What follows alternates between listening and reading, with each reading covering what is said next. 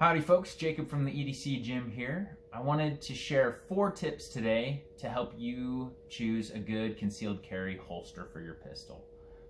And those 4 things that I use to weigh every holster I buy are: number 1, safety; second, durability; then consistency; and concealability and comfort.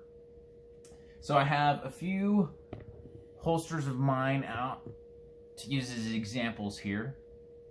And the first thing you want to look at is safety. Like, am I going to be safe carrying a firearm on my person in this holster? And there are 3 things you want to look at when deciding on that. First and foremost, you want to make sure that any holster you choose to buy and carry with, or to own period, you want to make sure that it entirely covers the trigger and trigger guard, so that while you're carrying this, there's no way that any type of loose garment or any type of debris can get into that trigger guard and activate that trigger unintentionally. That obviously would be a bad day for you.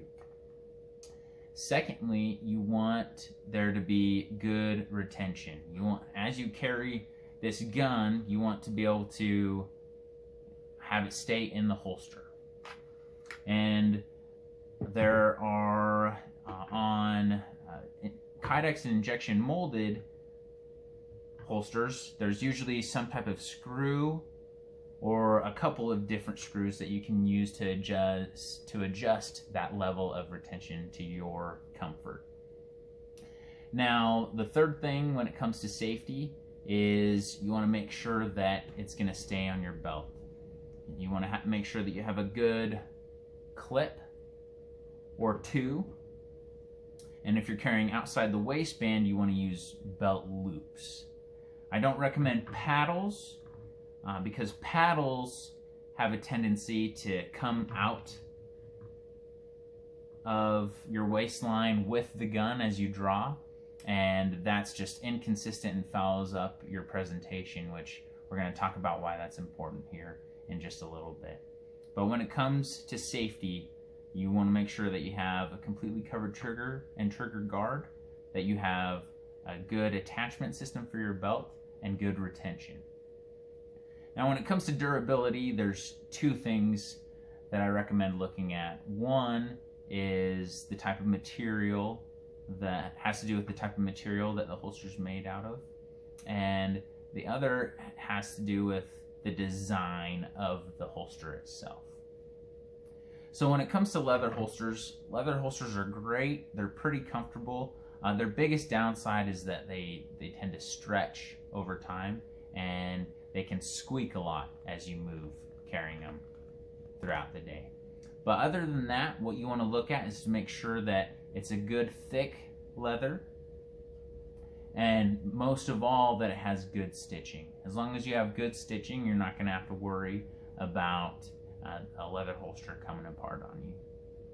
Now, the most popular holsters out there today are made of Kydex, and that is because Kydex's holsters are super easy to make. You heat up the material, you lay it over a mold, you let it cool, boom, you got a holster with excellent retention and consistency.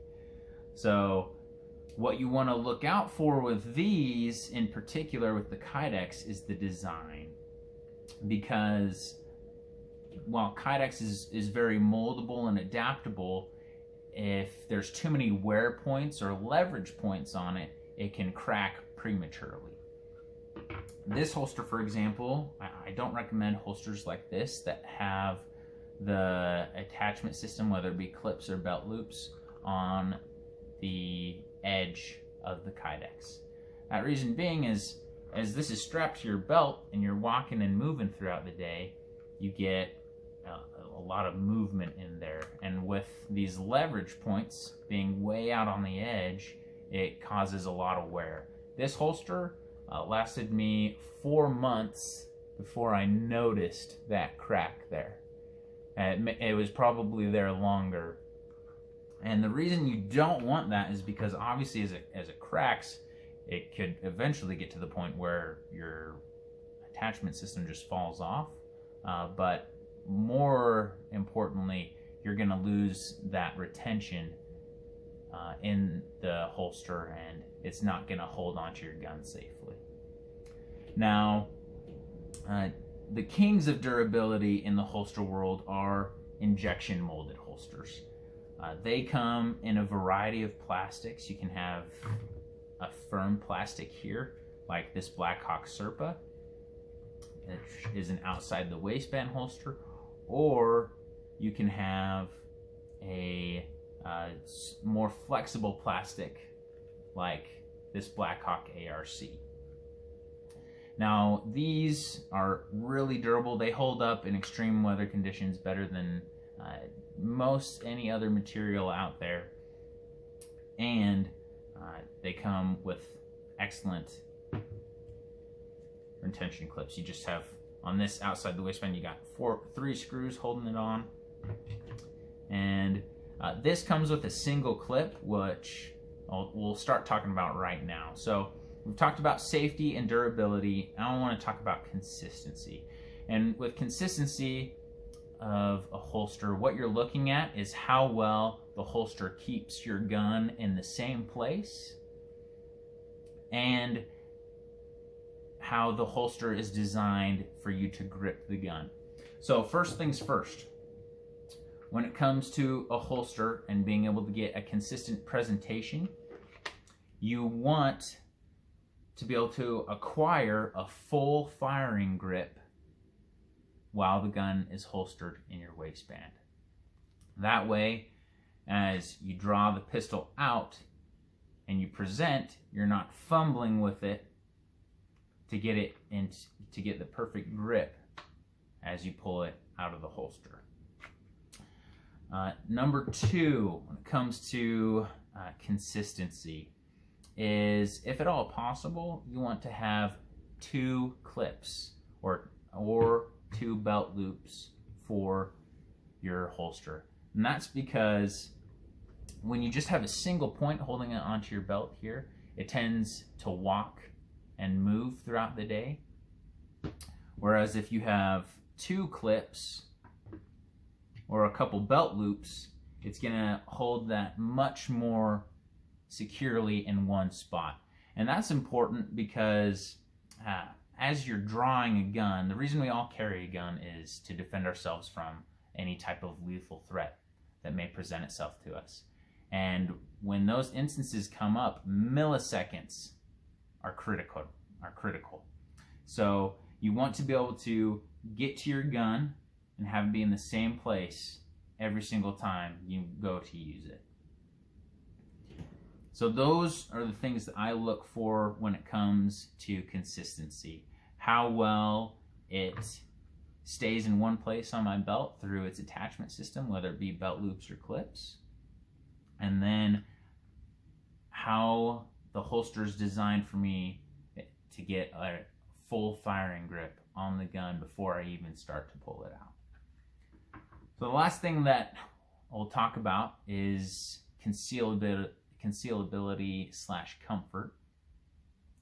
And there's a few things that go into that, and there's a lot of trial and error. But the number one factor of having good concealability with a holster is how well that holster fits your body type. Now, I carry appendix most of the time, and this is the holster I use every day, this T-Rex Arms sidecar. And I carry appendix because I'm 160 pounds and 5'10", and I'm pretty skinny. I have a 30-inch waist, so where I have the most real estate to hide a gun is carrying appendix. It's where I have the widest part of my body to put a gun and the most cover garment to keep it concealed. Now, if you're a little bit larger and appendix carry isn't comfortable, or you just don't want to carry appendix, you have any number of holsters that you can carry on your hip. And when you're carrying on your hip, there's a couple things that you want to look for. Number one being the cant of the holster. And what that means is the angle that the holster sits at while you're carrying it in your waistband. I'll give you an example here of how that affects concealability. So I take this holster here, and we'll put my Glock 19 into it, and I'm carrying on my hip. I get it in there. If I keep it at 90 degrees, it's pretty good. No, it's not really going anywhere. But if I ever have to bend down to pick anything up, the butt of the gun tends to stick out. So what you want is to change the angle of the gun and the holster as it sits in your waistband. If I can angle it forward 10 to 15 degrees, now the butt of the gun is pointed up a little bit and it's hugging my flank. That way, when I bend over, it sticks out just a little bit less. So getting a holster that has that adjustable cant is critical for carrying on your hip. And because body types vary widely, that adjustment is something that you'll just have to play with. But as you cant it forward about 10 to 15 degrees, you're going to get much better concealability out of it. This Serpa holster, though it's outside the waistband, the same principles of concealment apply, and it has multiple positions to adjust that cant.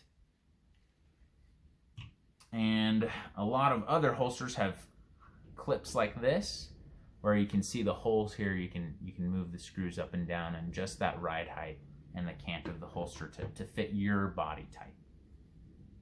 Obviously, the wider you are, the less that's going to matter, and the narrower you are, the more that's going to be important to carrying concealed without letting everybody know that you actually do have a gun on you. And then the last thing I'm going to talk about when it comes to concealability and comfort is having a proper gun belt. This was something I didn't have for the longest time. I just tightened down my regular belt as far as it would go. But it is so much more comfortable and concealable to use a gun belt. This is a crossbreed model. I don't remember what the model is, but it's about twice as thick as a regular belt, and it has a polymer insert to help keep that rigidity. And what that does is, because it does a better job holding the holster up against your body, you don't have to wear your belt as tight, and it's way more comfortable. So those are the 4 things that I use to judge whatever holster I decide to buy. I look at how safe it is, how durable it is, how consistently I can get a full firing grip, and the position that it stays on my belt, and then how it fits my body and how comfortable it is. Now, I'll be 100% honest with you. You are never going to be as comfortable carrying a gun as you were before you started carrying a gun. But there are things that you can do to make that more of an enjoyable experience. Getting a gun belt is huge. Getting a holster that you can adjust to fit whatever position you want to carry, whether it's appendix or on the hip, adjusting that ride height and cant is going to be a huge factor in making that not only comfortable but concealable and effective. So I hope these 4 things will help you. If they do, please give this video a like and a share, and visit our Facebook page at Rexburg EDC Gym for all of our scheduled classes and other services that we offer. Thanks for watching, and train like you'll live.